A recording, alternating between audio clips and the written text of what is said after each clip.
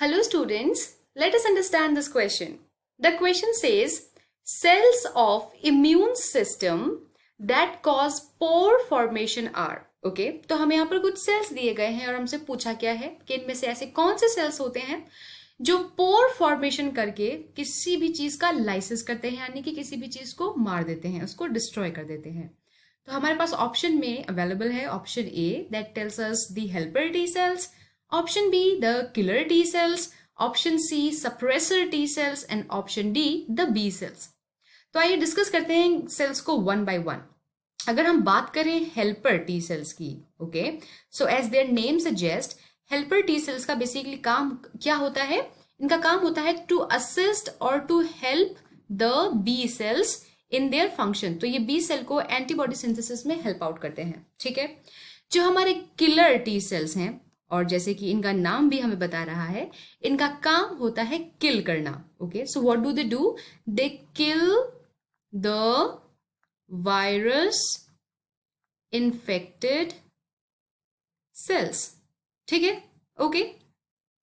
Then we have the suppressor T cells. Suppressor T cells, जैसे कि इनका भी नाम सजेस्ट कर रहा है कि ये कुछ चीज को सप्रेस कर रहे हैं, तो suppressor T sales basically regulate करते हैं, they regulate the function of, so they regulate what? They regulate the function of killer T cells. Understand? So we can simply write they regulate killer T cells.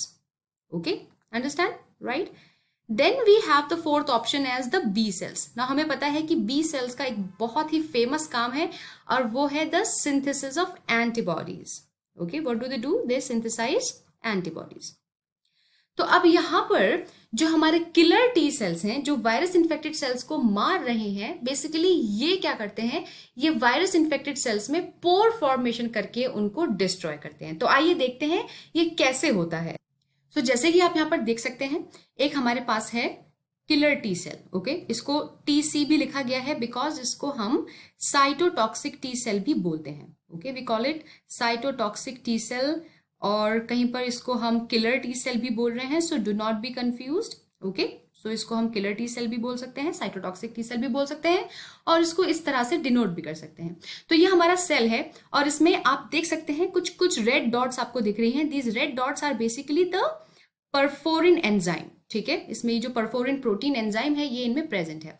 और ये जो बड़ा सा cell आपको दिख रहा है ये इन्फेक्टेड सेल है, इसको वायरस ने इन्फेक्ट किया हुआ है और इस सेल को किल करने का फंक्शन हमारे किलर सेल्स ने परफॉर्म करना है।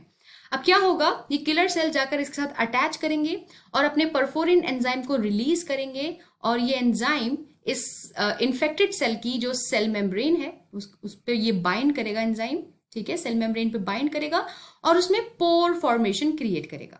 जैसे ही इन्फेक्टेड सेल में पोर का फॉर्मेशन हो जाएगा, उस इन्फेक्टेड सेल से वाटर एंड आयंस का लॉस होना स्टार्ट हो जाएगा, ठीक है। So what is happening over here?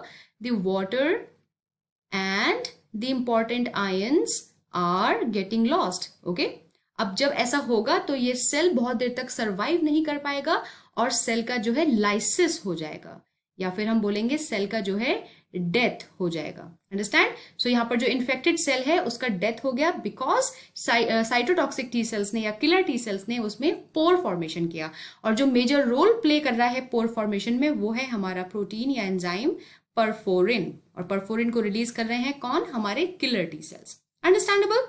So now coming back to our question, जो हमसे पूछ रहा था कि इम्यून सिस्टम के ऐसे कौन से सेल्स होते हैं जो पोर फॉर्मेशन करते हैं। So based on our discussion हम बोल सकते हैं कि ऐसे सेल्स को हम बोलते हैं किलर टी सेल्स। ओके, ये सेल्स होते हैं killer T cells. Hence we can say that the correct answer for the type of cells that cause pore formation is option B, या फिर say it out loud and proud, killer